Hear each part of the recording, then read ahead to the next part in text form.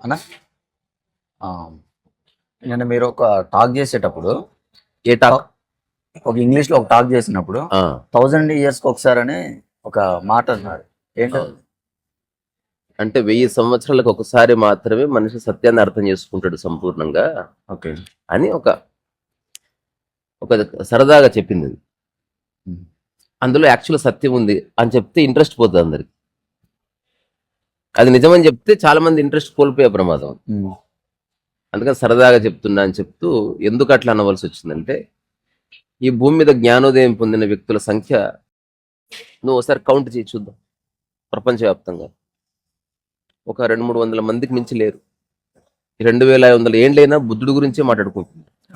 ఎప్పుడో రమణ మహర్షి పుడితే ఇంక అరుణాచలంలో తిరువణామలయంలో ఇంకొక వ్యక్తి లేడా అంత ఆథెంటిక్ గా జీవించిన వాడు? అంటే కనిపించట్లే. ఒక ఓషో అంటున్నారు, ఇప్పుడు ఒక సద్గురు అంటున్నారు. అంటే వెరీ రేర్లీ దట్ హ్యాపెన్స్ అని చెప్పడానికి అదొక ప్రేజ్. ఎందుకు నిజానికి 1000 ఏళ్ళన్న సంఖ్యనే లేదు. ఎందుకు లేదంటే జీవితం కాలాతీతం అని తెలుసుకుంటేనే సరిపోతుంది మనిషి. కాలంలో ఉండి నువ్వు పని చేసినప్పుడల్లా నువ్వు స్ట్రెస్ అవుతున్నావు. కాలాన్ని మర్చిపోయి నువ్వు గనక జీవితం జీవిస్తే, అంటే కాలానికి టచ్ కాకుండా నువ్వు కనుక్కున్నావు అనుకో, అది ఎటర్నల్ అని. కాలానికి టచ్ కాదు. ఉదాహరణకి ఒక మెడిసిన్ కొంటావు, దానికి ఎక్స్పైరీ డేట్ ఉంటుంది కదా. దాని ఎక్స్పైరీ డేట్ అంటే టైం అని. అంటే ఇప్పుడు తయారైంది, ఇప్పుడు ఖరాబ్ అయిపోతుంది. ప్రపంచంలో ప్రతి దానికి ఎక్స్పైరీ డేట్ ఉంది, ఇంక్లూడింగ్ దిస్ బాడీ. అంటే నువ్వు ఎప్పుడు పుట్టావు ఎప్పుడు పోయావు అంటే ఎక్స్పైరీ డేట్ అనే కదా. అందుకే ఎక్స్పైర్డ్ అంటారు. మై ఫాదర్ ఎక్స్పైర్డ్ అని చెప్పి. సో అది ఒక ఒక మెడిసిన్ కైనా ఒక మనిషికైనా ఎక్స్పైరీనే అనే పదం వాడుతుంది కదా. సో మరి ఎక్స్పైరీ అంటే అర్థం ఏంది? అది కాలం పరిధిలో ఉందని, అంతే కదా. సో సత్యం అంటే కాలానికి ఆవల ఉన్నదని మనం అవగాహన చేసుకోవాలి. అంటే నువ్వు కాలంలో పరిధిలో ఉండి కాలం పరిధిలో ఉన్న ఏది చేసినా కూడా నీకు తృప్తి రాదు. సో మనిషి ఎప్పుడు ఆ చిన్న విషయాన్ని అర్థం చేసుకోకుండా సఫర్ అవుతున్నాడు అనేది ఒక అబ్జర్వేషన్. ఇప్పుడు నేను చెప్పింది ఏంది? 1000 సంవత్సరాలకు ఒకసారి ఈ విషయాన్ని అర్థం చేసుకుంటాడు మానవుడు అంటే దాని అర్థం it's very difficult to understand. Why? Because it is very easy అని నేను చెప్పింది. మళ్ళీ అది కూడా యాడ్ చేసి, ఇది అత్యంత సులువైనది ఏది మనిషికి అర్థము కాదు. నేను ఆనందంగా ఉండాలంటే ఒక ఇల్లు కట్టుకోవాలన్న ఆలోచన నచ్చుతుంది, కానీ అసలు ఆనందంగా ఉండడానికి ప్రయత్నం అక్కర్లేదు, ఉన్నది అంగీకరిస్తే సరిపోతుంది అని ఎప్పటికీ అది ఇంత ఈజీ. అంటే నువ్వేమి చేయకుండానే నువ్వు బాగుండగలవు అని చెప్తే అర్థం కాదు. అందుకని మనిషి ఎప్పుడు ఏదో ఒక యజ్ఞమని, ఏదో ఒక యాగమని, ఏదో ఒక తపస్సని, ఏదో ఒక ఉపవాసం అని ఇష్టపడుతుంది మైండ్. ఏమి చేయొద్దంటే అసలు ఏమి చేయకపోతే నేను ఎట్లా బాగుంటాను అనేది వాడికి అర్థమే కదా. సో నువ్వు ఈ క్షణం నువ్వు లిబరేట్ అయిపోవచ్చు, నువ్వు జస్ట్ ప్రయత్నాన్ని వదిలిపెట్టాలి అని చెప్తే అర్థం కాదు. ప్రతి ఒక్కరు తిడతారు. నేను చెప్తున్నా, ఎన్ని ప్రాక్టీసులు చేసినా నీకు లిబరేషన్ రాదు, ఆనందం రాదు. కానీ ఈ స్టేట్మెంట్ నచ్చదు. అటు కాకుండా నువ్వు ట్రై చేయి, ప్రయత్నం పురుష లక్షణం, నువ్వు అనుకుంటే ఏదైనా సాధించగలవు, ఇది నచ్చుతుంది. బికాస్ ఏదైనా చెయ్యన్నప్పుడు నీ ఈగోకి పని దొరుకుతుంది. ఏది చెయ్యకు అంత బాగానే ఉందంటే నీ ఈగోకి ఏం చేయాలని అర్థం కాదు. అంటే నువ్వు ఏం చేయకుండానే పిల్లలు పుడతారంటే అది ఇది నచ్చదు. నువ్వేదో చేయాలి, అప్పుడే ఇది నాది అని ఒక భావన వస్తుంది. ఈ మనిషిని ఉన్న వాళ్ళ ఐడెంటిటీని, ఈ నాది అనే భావనని కాపాడుతుంది. ఈ ప్రపంచంలో చాలా ఇంపార్టెంట్ అది. ఓకే. సో ఇట్లా రకరకాల విషయాల మధ్య చిక్కుపోయిన mind, it is very difficult to understand the simplest thing. Simplest thing ఏంది? అసలు ఆధ్యాత్మికతకి సాధనకి సంబంధం లేదు. ఇప్పుడు పరచింతన వదిలే నువ్వు బాగుంటావు, అర్థం కాదు. నువ్వు ఏది ఉందో అది అంగీకరించు. డెవలప్మెంట్ అనేది ఓన్లీ ప్రాపంచికం. ఎందుకు అర్థం కావట్లేదు? సింపుల్గా ఉన్నది అర్థం కాదు, అంతే. అది ఎందుకు అనేది లేదు. నీ మైండ్ సింపుల్ విషయాల్ని పట్టుకోలేదు, నీ మైండ్ అతి దగ్గర విషయాల్ని చూడలేదు.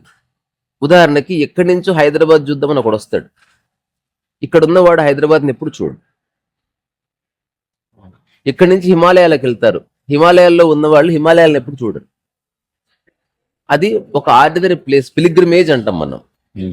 ఇప్పుడు అరుణాచలంలోనే 1000 ఏళ్ళ నుంచి ఉంటున్నారు కొందరు, వాళ్ళ జీవితాలు ఏం మారాయి? సో వాడికి దగ్గర ఉంది కాబట్టి వాడు అది. ఇప్పుడు అరుణాచలం దేవాలయంలోనే ఒక ఆమె పనిచేస్తూ ఉంటుంది పూలిగిళ్ళు అమ్ముకుంటా, పోయి 1 గంట సేపు వాళ్ళతో కూర్చో, వాళ్ళు ఇక్కడున్న వాళ్ళ కంటే ఎక్కువ బీకులాడతారు. సో ఆ దేవుడు అరుణాచలం అంతా పడిపోయింది.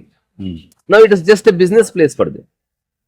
ఏదో ఊరికి మాట వరుసకి పొద్దున స్వామి నమస్కారం అని చెప్పేది చెప్తారు, కానీ ఇక్కడి నుంచి వెళ్ళిన భక్తుడంత ఎమోషన్ కానీ, ఎందుకు వాడు ఇక్కడి నుంచి వెళ్ళాడు కదా, ఆ ఈగో అనేది వాడిని బూస్టప్ చేస్తుంది. నువ్వు చాలా దూరం నుంచి ప్రయాణం చేసావు, నువ్వు దర్శనం కోసం వెళుతున్నావు, నువ్వు పొద్దున్నే లేవాలి, ఆ ప్రాసెస్ అంతా అట్లా. సో అది దగ్గరగా ఉన్నదాన్ని చూడలేదు. ఓకే. ఇది ఒక అబ్జర్వేషన్. నేనంట నువ్వు ఏ ఊర్లో ఉన్నా అసలు ఆ ఊర్లో ఉన్న ప్రత్యేకతలు అవేవి నువ్వు పట్టించుకోవాల్సిన అవసరం లేదు. నువ్వు నీలా ఉండు, ఇది అత్యంత సులువైనది. నీవు నీ పని చేసుకో, అత్యంత సులువైనది, చేయబుద్ధి కాదు. అవసరమైతేనే మాట్లాడు, అత్యంత సులువైనది, చేయబుద్ధి కాదు. ఎవరి విషయాలు ఆలోచించకు, అతి సులువైనది, చేయబుద్ధి కాదు.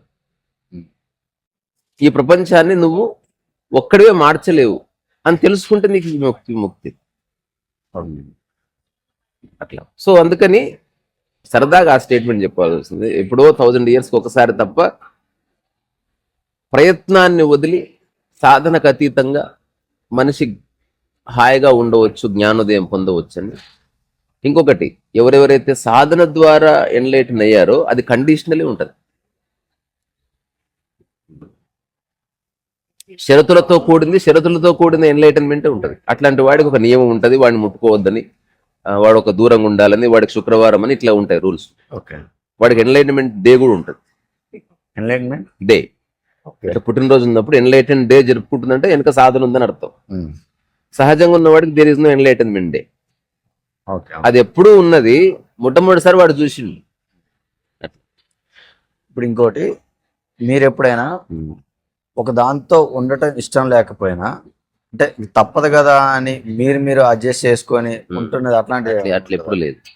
అట్లా చాలా మందికి అనిపిస్తుంది, అనుకోని కూడా, అంటే లేదు, అలాంటిది లేనే లేదు. అట్లాంటి నిజంగా ఉంటే నా దగ్గర అంతా సమృద్ధిగా ఉంది, నేను సింపుల్గా ఎస్కేప్ అయిపోతాను.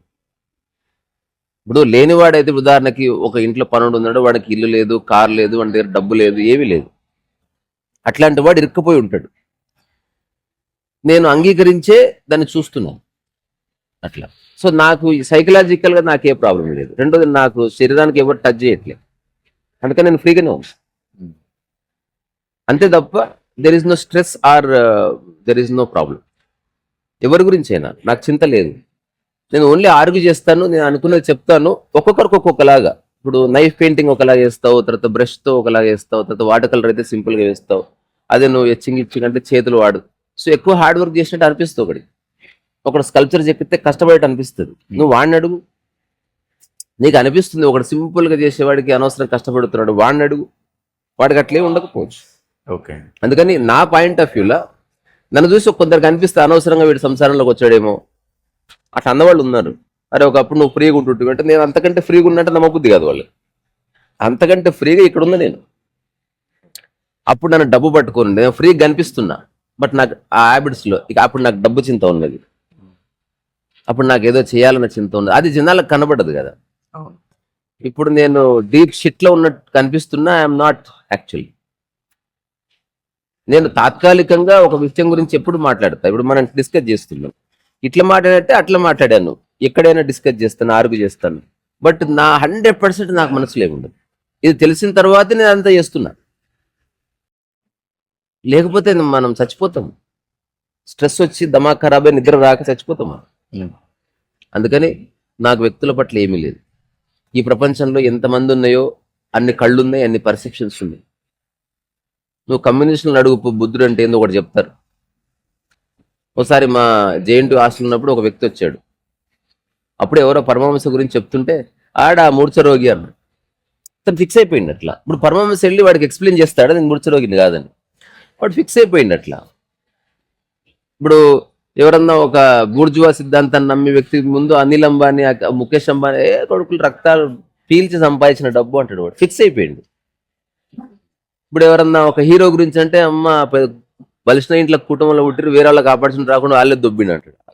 అది వాడు ఫిక్స్ అయినట్లా. ఇప్పుడు నువ్వు అల్లు అర్జున్ అని అడిగావు పోయి,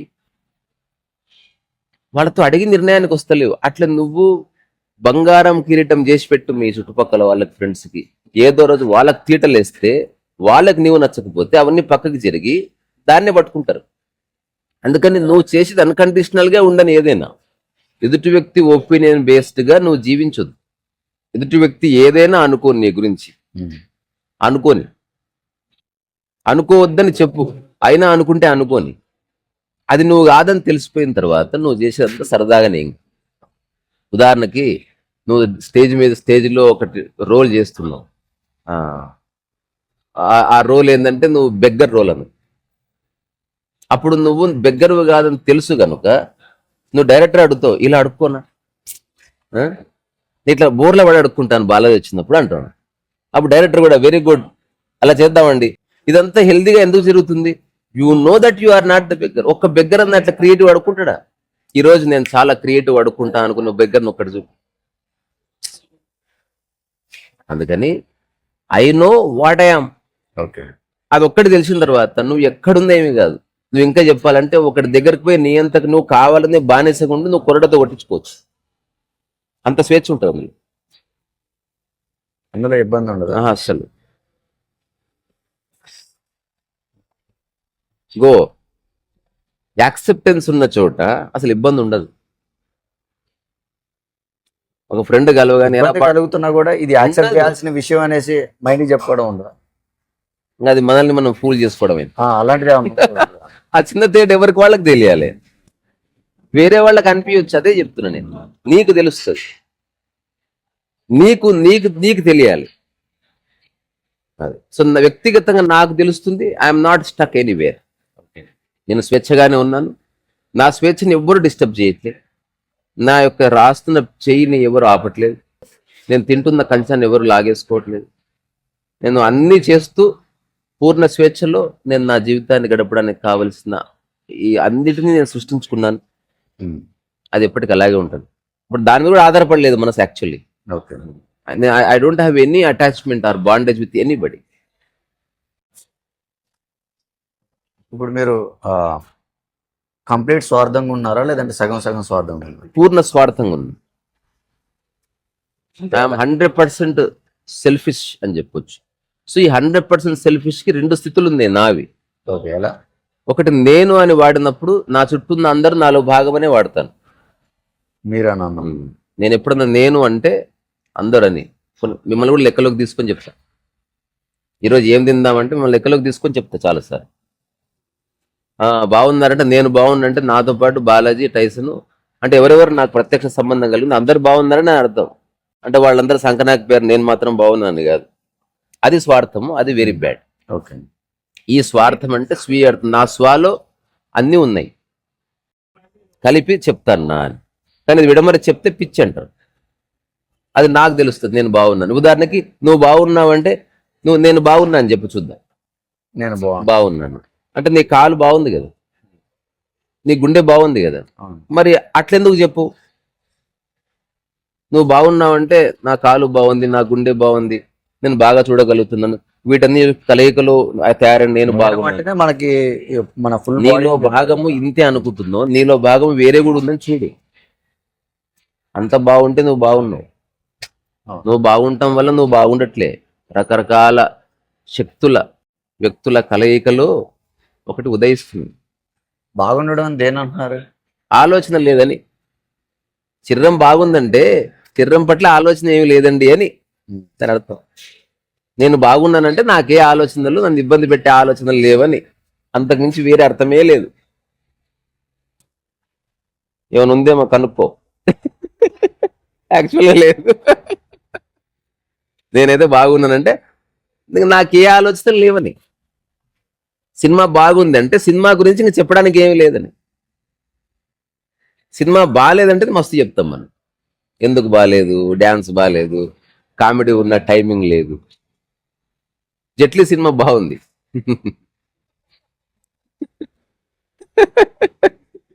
సో అట్లా.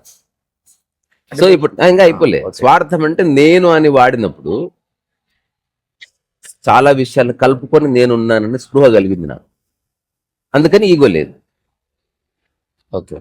ఇప్పుడు రమణ మహర్షి నేనెవరో తెలుసుకున్నాడు కదా, నేనంటే అంతా అని తెలుసుకున్నాను. All inclusive, all pervading something, అది మనం మాటలు చెప్పలేం. నేనంటే ఆ గాలి కూడా. ఉదాహరణకు నువ్వు బాగున్నావురా, కారు ఉంది, బంగ్లా ఉంది, కానీ ఇప్పుడే గాలి అంతా పొల్యూటెడ్గా ఉంది, నువ్వు బాలేనట్టే. అది నీ యొక్క సూక్ష్మ శరీరమే బయట తిరుగుతుంది. ఇది మనిషి మర్చిపోయింది. స్వార్థం అంటే జస్ట్ నీ బాడీ వరకు ఆలోచించుకుంటే నువ్వు స్టూపిడెస్ట్ స్వార్థివి, అజ్ఞాని కింద లెక్క.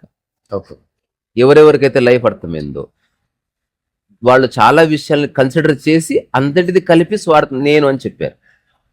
ఇంకా స్వామి రామతీర్థ లాంటి వాడు నేను అన్న ప్రతిసారి సూర్యుడిని చంద్రుని కూడా లెక్కలోకి తీసుకున్నాడు. సూర్యుడు లేకపోతే నువ్వు లేవుగా. ఇప్పుడు ఎట్లా నీ గుండె లేకపోతే నువ్వు లేవు, గాలి లేకపోతే నువ్వు లేవు, ఏవేవి లేకపోతే నీవు లేవు, అవన్నీ నీవే. నువ్వు అవునన్నా కాదన్నా తిరిగే లేదు దానికి కదా. ఇది నేను మెలకువలో ఉండి నేను అని వాడితే ఇప్పుడు ఎవ్వరు లేరు, అప్పుడు నేననేది లేదుగా. ఎందుకంటే ఎవరిని అడిగితే నేను వచ్చింది.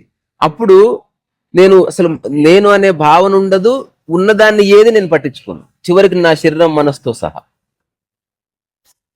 అంటే తీసుకుంటే మొత్తం లెక్కలోకి తీసుకోవడం ఉంది, దాని మాటగా చెప్పడం ఉంది, లేదా ఏది లెక్కలోకి తీసుకోలేదు,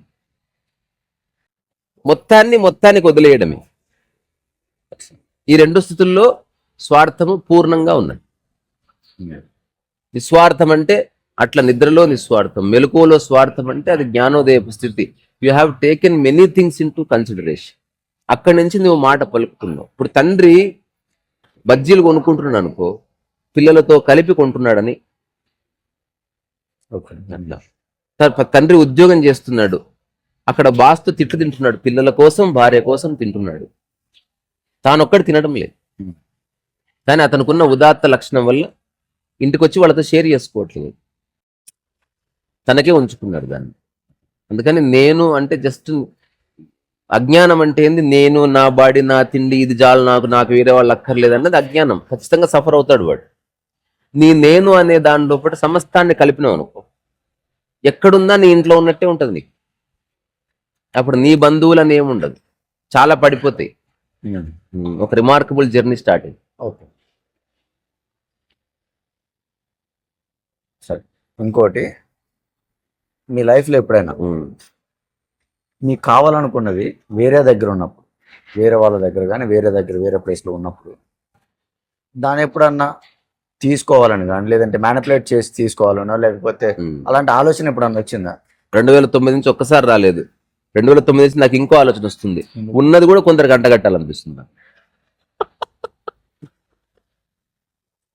అంటే ఉన్నది వదిలించుకోవాలనిపిస్తుంది నాకు.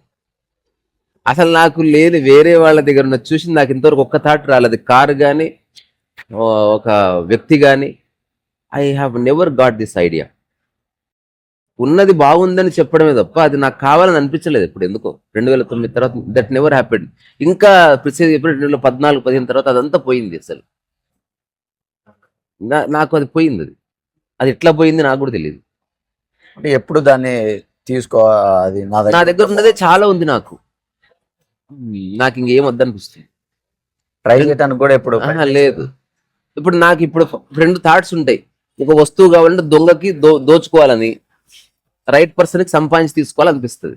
నాకు ఇట్లా అనిపిస్తుంది, సంపాదించి తీసుకుందానిలే ఇప్పుడు కాకపోతే 6 నెలల తర్వాత లెట్స్ మేక్ మనీ అట్లేదో అనిపిస్తుంది. అది అంటే ఈవెన్ థాట్ కూడా నాకు అట్లాంటిది లేదు. సంపాదించి తీసుకోవాలని ఉంది. అసలు నాకు అవసరమే లేదు. ఇప్పుడు ఆడి ఉంది, నాకు ఎందుకు అది? నిజంగా అవసరం ఉంటే ఈ పాటిని ఎప్పుడు ఆడి కొనేస్తుంటే. నాకు ఏ కారు, నాకు నిజంగా కారు ఎక్కిపోతుంటే నాకు కారు ధ్యాస ఉంటలేదు. అట్లాంటప్పుడు నేను ఆడిని ఎంజాయ్ చేయలేను. నాకు ఆటో అయినా ఒకటి ఉంది, ఇదైనా దాని ఎంజాయ్ దానికి ఉంది, దీని ఎంజాయ్ దీనికి ఉంది. అట్లా అందుకని నాకు తెలుస్తలేదు. ఇప్పుడు నేను అంత గ్యారెంటీ కదా, ఆడిలో పోతూ ఆడి గురించి ఆలోచించేంత మానసిక రుగ్మత నాకు లేదు. నేను బోడి ఏ కారైనా నాకు ఒకటే, పడిపోయింది అది. ఇప్పుడు నా కారు ఇప్పుడున్నా మన దగ్గర డబ్బులకి ఆడి వస్తే తీసుకుంటారా? దానికోసం ట్రై చేసేది లేదే లేదు. ఇప్పుడు నా దగ్గర ఉన్నప్పుడు జెన్ వస్తే జెన్ తీసుకున్నా. ఇప్పటికి నా పరిస్థితి అదే అయితే జెన్నే ఉంటుంది నా దగ్గర. ఏ క్యా ఫరక్ పడతా. నేను కారులో ఇరుక్కొని లేను. అట్లా కాకుండా ఇప్పుడు కారు నాకు స్టేటస్ సింబల్ అనుకో, అప్పుడు వస్తుంది లెక్క. ఇన్ని రోజులైంది మన దగ్గర ఉండాలి రాడి అక్కడ అనుకుంటే అప్పుడు మనకు దానికోసం ట్రై చేస్తాం. అప్పుడు నువ్వు ఆడి నీకంటే నిన్ను డామినేట్ చేస్తా ఉంటావు. ఇంటికి వస్తే ఆడిని చూపించాలని ఉంటారు, కిందికి వెళ్ళొద్దాం రావు గారు అనేది. అట్లా కారులో ఏది మర్చిపోయానండి అని ఇట్లాంటిది అట్లా. ఇది ఆడి అండి, వాడు ఇంకా అడగలేదు అనుకో నాలంటాడు. మీరు వెళ్తున్న కారు ఏంటో తెలుసా మీకు? నాకు ఆసక్తి లేదు అన్నా కూడా వాడు చెప్తాడు. ఇట్లా అంటారు కానీ అది ఆడి అనేది. సీటింగ్ అదంతా కుషనింగ్ అంతా చాలా బాగుంది. ఇంకా ఇంట పోతున్నాం కాబట్టి అవునా చాలా బాగుందండి, మీరు ఆపుతారా దిగేస్తాను నేను ఆటో వెళ్ళిపోతాను అని చెప్తే వాడు అట్ట అవుతాడు కాబట్టి అట్లా. I celebrate luxury. ఎవరన్నా మంచి కారు తిరుగుతుంటే నాకు ఆనందం వేస్తుంది, అది నాకు కావాలనిపించదు. ఒకటే కోరుకుంటా, అది లేకపోయినా అంతే ఆనందంగా ఉండును కాక అని. అంతకుమించి నాకేమనిపించదు. ఇప్పుడు నాకు I'm more interested in my work. ఇప్పుడు నేను పెయింటింగ్ వేస్తున్నా, అది నాకు నీ అమ్మ బీభత్సమైన ఆనందాన్ని ఇస్తుంది బాబు. నేను ఆనందంగానే ఉన్నా, అది ఇట్లా పరవళ్ళు దొక్కుతూ ఉంటుంది. ఆ వీడియోలు ఎవడు చూస్తాడో ఎవడు చూడో నాకు తెలియదు కానీ నాకు తిరిగికుంటుంది నా లైఫ్. ఇప్పుడు నాకు ఇంకా వసతి, ఇప్పుడు నేను కావాలని కార్లు నాకు ట్రక్ కావాలి. నా మనసు ట్రక్ నడుస్తుంది, చిన్న ట్రక్ ఉండాలి. దానికి ముందర 2 సీట్లు ఉండాలి, ఒక సీట్ ఉంటే 2 ఉండాలి. ఒక్క సీట్ చూసిన మొన్నకి అట్లా పోతుంటే దానికి వెనక ఇంత, ఇప్పుడు ఇది ఉంది కదా ఇంతే ఉండాలి దాని డబ్బా వెనక ట్రాలీ.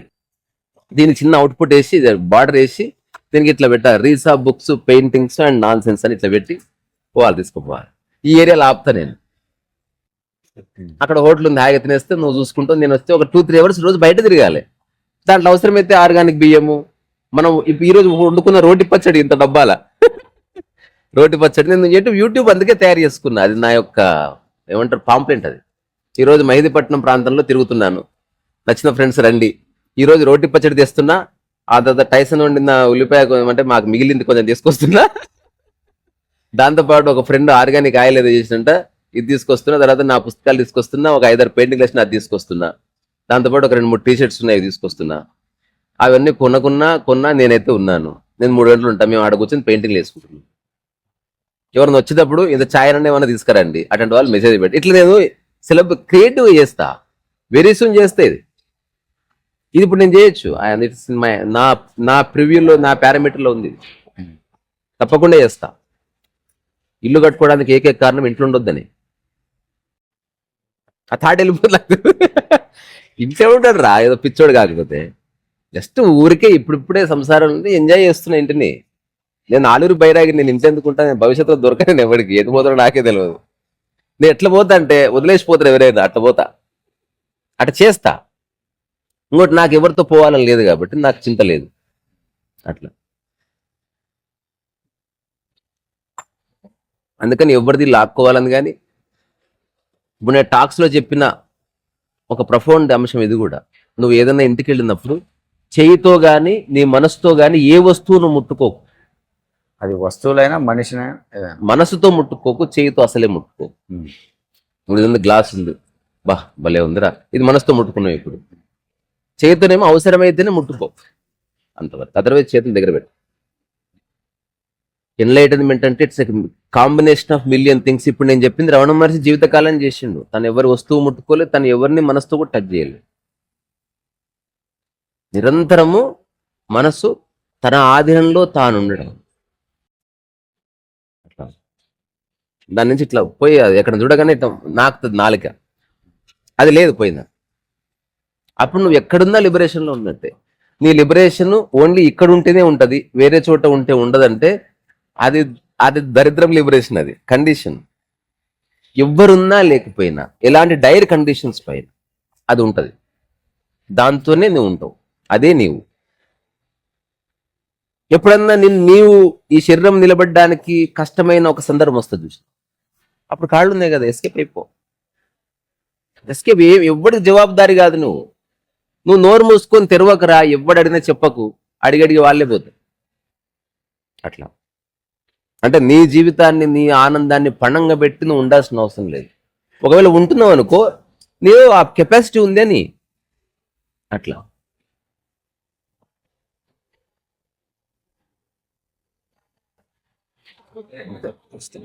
ప్రస్తుతానికి ఇంతేనా?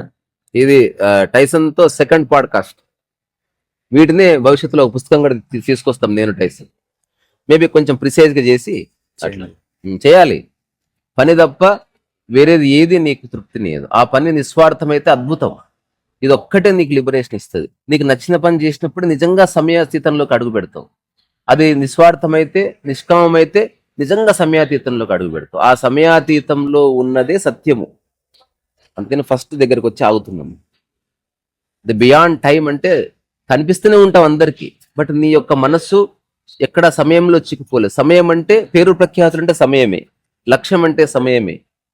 నా పేరు అంటే కూడా సమయం. ఎందుకో తెలుసా? ఒక టైంలో స్టార్ట్ అయ్యి ఒక టైంలో ఎండ్ అవుతుందని. సో సమయాతీతం అంటే నువ్వు అనామకుడివని. ఓకే, అయిపోయింది. లాస్ట్ ఒక ప్రశ్న, మీరు ఎవరి ఒపీనియన్స్ కైనా రెస్పెక్ట్ ఇస్తారా? కొంతవరకు. ఓకే, అంటే ఎవరి ఇష్టం వాళ్ళది. నేను అంటుంది నాకు 3 ఫీట్లు అవుతుండే ఏమైనా చేసుకొని అంతే. ఇది ఒక్కటే ఫండ. ఒకవేళ ఫర్ ఎగ్జాంపుల్ మీ 2009 నుంచి ఇప్పటి వరకు మీకు నచ్చలేదు అనుకో, అది మీకు నచ్చని దాన్ని వేరే వాళ్ళకి ఓకే అనుకున్నప్పుడు ఇప్పుడు మీరు దాన్ని ఏమీ అసలు నేను పట్టించుకోను. ఇప్పుడు అమెరికాలో ఉన్న ఒక వ్యక్తి నీ మీద ఒక ఒపీనియన్ క్రియేట్ చేసుకున్నాడని నేను చెప్తే నీకు తెలిసింది. తెలియనంత వరకు యు ఆర్ హ్యాపీ కదా. ఒకవేళ తెలిసినా నాకు ఓకే అనిపిస్తుంది. అంటే మీరు ఎవరి ఒపీనియన్స్ కైనా యాక్సెప్ట్ చేస్తారు? అది వాళ్ళ ఇష్టం. అంటే వాళ్ళకు నా లైఫ్ లో నా జీవితం వాళ్ళకి ఎంత ఇంపార్టెంట్ చూడు. అర్థం కాదు. అంటే నేను ఇంపార్టెంట్ పర్సన్ కాబట్టి వాళ్ళ లైఫ్ లో వాళ్ళు ఒక ఒపీనియన్ క్రియేట్ చేసుకున్నారు. వాళ్ళ మీద నాకే ఒపీనియన్ లేదు, తీసి అవతల నువ్వు చూడు. అంటే వాడు అనవసరంగా తన మనసుని ఖర్చు చేస్తున్నట్టే నా కోసం కదా. నాకు నచ్చుతుంది అది. ఇంకా ఒపీనియన్స్ క్రియేట్ చేసుకోండి. నా గురించి నిరంతరం ఆలోచిస్తున్నారంటే మీ జీవితం సంకనాకపోతుంది అర్థం. నేను ఎవరి గురించి ఆలోచిస్తలేను. I'm enjoying my work. ఈరోజు కూడా ఒక పెయింటింగ్ వేస్తా. పెయింటింగ్ జర్నీ షురు. మొన్న ఎగ్జిబిషన్ నుంచి నిప్పు అంటించిన నేను. ఇంకోటి ఎవరున్నా లేకున్నా చేస్తా, టైఫన్ చేస్తే అట్లేం కండిషన్ లేదు. నాకు చాలా శక్తి ఉంది, నాకు చాలా ఓపిక ఉంది. వర్క్ అనగానే ఎక్కడలేని ఉత్సాహం వస్తుంది నాకు. ఎందుకంటే అది ఏమంటారు, బాడీ అంతా రుజువర్తనంలోకి వెళ్తుంది. అంటే వన్ డైరెక్షన్ వెళ్ళిపోతుంది. మంచిగా ఉంటుంది. ఈత కొట్టినప్పుడు మనం ఒక దిక్కు పోతాం. అట్లా పెయింటింగ్ చేసినప్పుడు అన్ని థాట్స్ పక్కకు జరిగి పెయింటింగ్, బ్రష్, సబ్జెక్టు అదే ఉంటుంది. ఇంకోటి ఇప్పుడు ఈ ఆకులు ఉన్నాయా, ఎంత బాగుంది అసలు. నాకు ప్రతిసారి అనిపిస్తుంది ఫోటో తీసుకొని ఒక పెద్ద క్యాన్వాస్ మీద ఒక బంచ్ ఆఫ్ లీవ్స్, ఎంత బాగుంది అసలు అది. ఇది నేను చేస్తాను అక్రిలిక్కే. ఇప్పుడే ఈ వీడియో అయిపోగానే ఫోటో తీసుకుందాం. ఇగో అది ఎంత హైట్ ఉందో అంత హైట్ పెయింటింగ్ చేయాలి. Real leaf size. అందులో ఆ ఎండిపోయిన ఆకులు, ఆ తర్వాత ఆ గ్రీన్, ఎల్లో గ్రీన్, తర్వాత ఆలివ్ గ్రీన్, ఆ తర్వాత చాలా గ్రీన్స్ ఉన్నాయి. శాప్ గ్రీన్ ఉంది, లైట్ గా ఎల్లో టింట్స్ చాలా కనిపిస్తుంది. ఎంత బాగుంది. ఇంకోటి ఇదంతా స్టడీ కోసం. నాకెవరు నిన్న చెప్పాను కదా, యూట్యూబ్ లో పెట్టారు. ఈ జనరేషన్ లో పెయింటింగ్ ఎవరు కొందరు భయ్యా అని పెట్టాడు. నాకు ఎంత ఆశ్చర్యం వేసిందో. అంటే ఎవరన్నా కొంటేనే వేస్తావా అయింది. కొంటే కొంటారు, లేకపోతే లేదు. వాడు యాక్చువల్లీ వాడి గురించి చెప్పుకుంటున్నాడు. అట్లాంటి క్లయింట్ మనకు ఎందుకు? వాడు కావాలని ఏం మనం. మన క్లయింట్స్ వాడు చెప్పిన గంటకి ఓ పెయింటింగ్ సేల్ అయింది. అంటే కొనేవాడు ఎప్పుడు కొంటాడు, ఎప్పుడు ఉన్నాడు కస్టమర్ ప్రతి దానికి. నువ్వు chit fund company government ban చేసినా ఒకడు పెడతాడు, దాంట్లో ఒకటి జాయిన్ అవుతాడు. ఇప్పుడు పెయింటింగ్ ఇంట్లో పెట్టుకోవాలన్న ఆలోచన ఉన్నవాడు పెయింటర్ కోసం ఎత్తులాడుతున్నాడు. వాడి దగ్గర వాడు ఏ ఎక్స్పర్ట్ అయినా సరే గీసిందే కావాలి నాకని ఫిక్స్ అయిన వాడు ఎప్పుడు ఉన్నాడు మీ మీద. సరే నువ్వు మరీ కమర్షియల్ గా డబ్బులు ఎక్కువ పెడితే రారేమో కానీ కొంచెం ఎకనామికల్గా ఉండు, కొంచెం నెగోషియేట్. అరే 10,000 ఒక 6,000 తీసుకోండి అని చెప్పి మళ్ళీ కొత్త పెయింటింగ్ వేసుకుంటే నువ్వు దాన్ని సరదాగా తీసుకుంటే చాలా బాగుంది. నేను చెప్తున్నా, ఏదో రోజు ఎన్ని పెయింటింగ్స్ ఉంటాయంటే మీ మైండ్లో థాట్ రావాలి.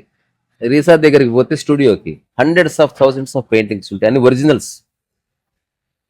1000 రూపాయల నుంచి 1 కోటి రూపాయల వరకు ఉంది పెయింటింగ్. అందులో ఏదో ఒక పెయింటింగ్ అయితే కొనుక్కొచ్చుకోవచ్చు.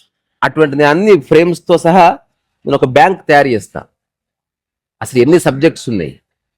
విన్సెంట్ వ్యాంగో ఎట్లయితే ఒక 9-10 వేల కంపోజిషన్స్ చేసిండో, త్యాగరాజ స్వామి ఎట్లయితే ఒక 30,000 సంకీర్తనలు రాసిండో, నా జీవితంలో నేను కూడా 1000 పెయింటింగ్ చేస్తాను. జస్ట్ ఇట్లా ఇక్కడ కూర్చుందాం, ఇట్లా ఆకాశం చూసి ఆకాశం పెయింటింగ్ వేసి స్టేట్మెంట్ రాసి పెట్టేస్తా. పెయింటింగ్ అంటే చెమటలు తీసేది కాదు. This is how you celebrate.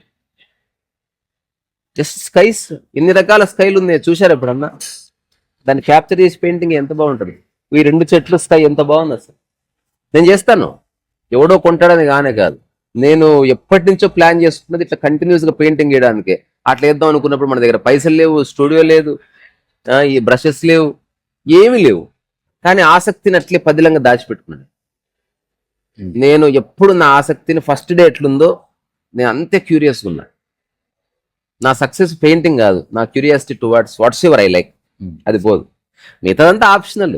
మనుషులు వస్తారు పోతారు, సోకాల్డ్ పీపుల్ జనాలు మెచ్చుకుంటారు మెచ్చుకోరు, ఒపీనియన్స్ క్రియేట్ చేసుకుంటారు మార్చుకుంటారు, అదంతా వాళ్ళ ఇష్టం, మనకు సంబంధం లేదు.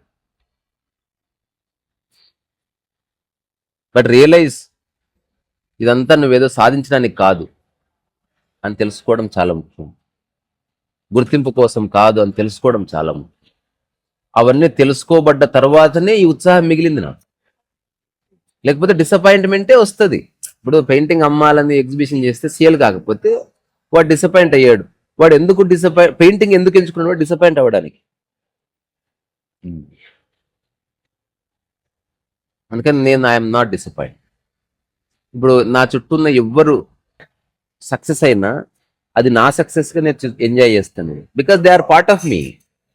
ఇప్పుడు టైసన్ అపర కోటీశ్వరుడు, నేను కోరుకుంటున్నా టైసన్ పెయింటింగ్ 1 కోటి రూపాయలకు సేల్ కావాలి, ఇప్పుడు నేను కోరుకుంటున్నా. దానికోసం ప్రయత్నం చేయి. స్టూడియో ఉంది, నువ్వు enter in to the world of creation, దానికోసం ప్రయత్నం చేయి. నేను నా కాంటాక్ట్స్ అందరికీ నేను చెప్తాను, నేను నీ పెయింటింగ్ నేను ఇప్పుడు టైసన్ ఎప్పుడన్నా పెయింటింగ్ పెడతాను, నేను ఏ రిస్ట్రిక్షన్స్ పెట్టను. అరే ఒక వ్యక్తి చేస్తున్నాడు, చేయాలి, నాది నీదని ఏం లేదు. నిజంగా టైసన్ ఒక రిమార్కబుల్ పెయింటర్ అయింది అనుకో, టైసన్ ఎంత ఈక్వల్గా ఎంజాయ్ చేస్తుంది అంత ఈక్వల్గా ఎంజాయ్ చేస్తుంది. I like it. అట్లా ఉండాలి. మనం ఎంజాయ్ చేయగలగాలి ఒక వ్యక్తి విజయాన్ని, అందాన్ని. అబ్బా కొడుకు నా దగ్గర ఉండి వాడు నాకంటే అసలు ఎదిగిపోవడం లేదు, జస్ట్ సెలబ్రేట్ చేసుకో.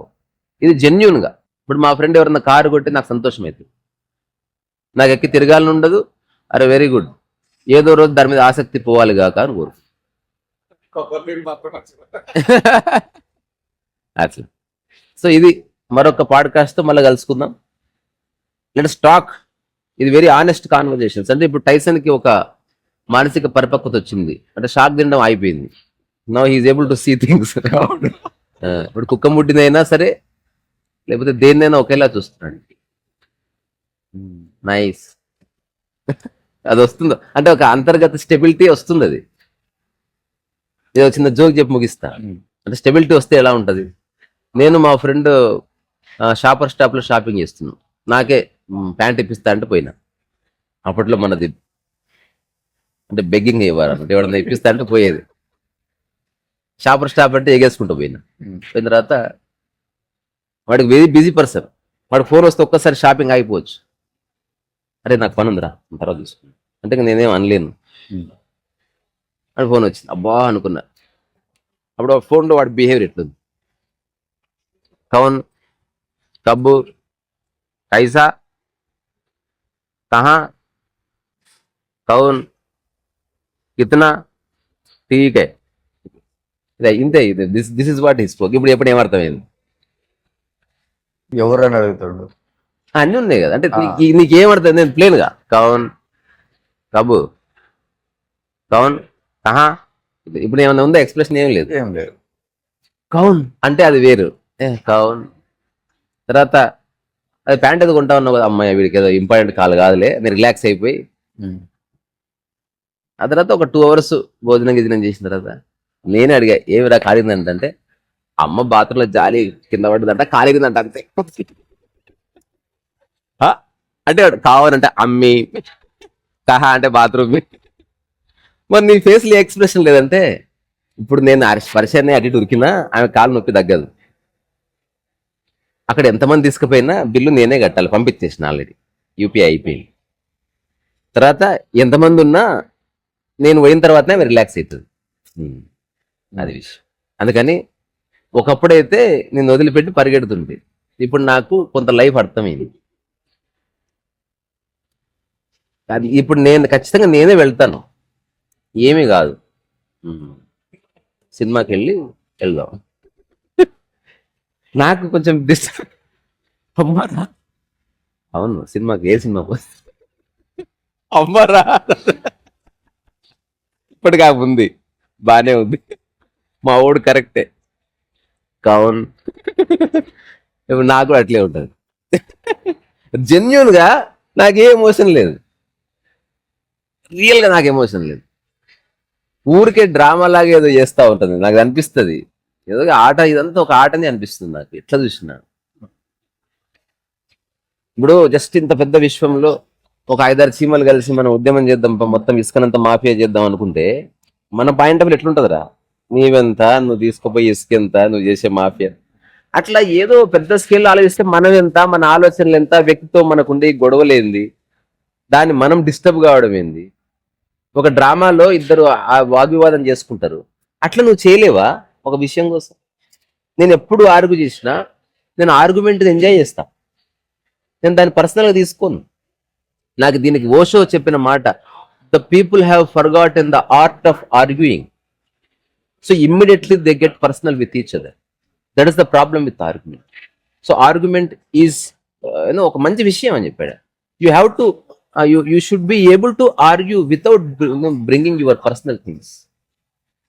ఒక వ్యక్తిని రెడ్యూక్యూల్ చేయకుండా నువ్వు ఆర్గ్యూ చేయగలవా, చెక్ చేసుకోవాలి. నువ్వు సరదా కోసం నువ్వు ఎలాగైనా ఒకరితో మాట్లాడుకో, అది నీ మనసులో ఉన్న లీనియన్స్ ఉంటుంది. అది ఇప్పుడు నీ పెట్టి డాగ్ని నువ్వు ఇట్లా ఉల్టా వేసి ఇట్లా అంటావు చూసినావు, అది చనువు ఉంటుంది అట్లా, అక్కడ తప్పులు ఉండవు కాబట్టి అది వేరు. బట్ ఇన్ జనరల్ గా సమాజంలో కొంచెం క్లియర్ గానే ఉండు. నువ్వు ఎక్కువ ఏమి చేయలేవు ఇక్కడ, ఎంత చేయాలో అంత చెయ్యి. నీ హార్మోని కోల్పోకు, ఎదుటి వ్యక్తి హార్మోనిని డిస్టర్బ్ చేయకు, నీ పీస్ కోల్పోకు, ఉన్న పీస్ని చెడగొట్టకు, నువ్వు నీలా ఉండు, లగ్జరీలో ఇరుక్కోకు, దాన్ని ఆస్వాదించు, ఏది ఉన్నా లేకున్నా బాగుంటా అని తెలుసుకొని నీ ఉత్సాహాన్ని, చిన్నపిల్లల ఉత్సాహం బబ్లింగ్ ఉంటుంది, దాన్ని ఎంజాయ్ చేయి. ఉత్సాహం అంటే అర్థం ఇట్లా చప్పట్లు కొట్టి ఇట్లా అంటామని కాదు, ఒక జీవనది లాగా ఉంటది ఆ విషయం పట్ల నీకున్న శ్రద్ధ. ఇప్పుడు ఆసక్తి అంటే వస్తుంది పోతుంది, చిన్నపిల్లలకు చాలా ఆసక్తి ఉంటే ఇది చూస్తే ఇది 2 నిమిషాలు ఇది పోయింది, మమ్మీ ఇదేంది ఇది మళ్ళా. ఇప్పుడు నేను ఆసక్తి జిజ్ఞాసగా మారాలి అని చెప్పాను. జిజ్ఞాస అంటే ఇప్పుడు అన్ని పోయి దీని మీదకి వచ్చి నిలబడ్డది. ఇంకా నాకు లైఫ్ అంతా నాకు ఇది ఇష్టం అండి అంటే అన్ని చూశాను, బట్ ఐ లైక్ ఇట్. ఇప్పుడు జిజ్ఞాస, then now he's in enquiring into. ఇప్పుడు పెయింటింగ్ నాకు జిజ్ఞాస వస్తువు అనమాట. నేను జిజ్ఞాసు, నేను ఎంక్వైరీ చేస్తున్నా పెయింటింగ్, నేను రైటింగ్ ని ఎక్స్ప్లోర్ చేస్తున్నా. నిర్వాణ షట్కం ఒక ఎక్స్ప్లోరేషన్. అది నేను ఊరికి గుడ్డిగా ఉద్యోగంలా చేస్తలేదు. నెక్స్ట్ బుక్ స్టీరింగ్ అని చెప్పిన కదా, ఉల్టా పల్టా ఉంటుంది. సో ఎక్స్ప్లోరింగ్, చూద్దాం హౌ పీపుల్ రియాక్ట్. చలో పోదాం.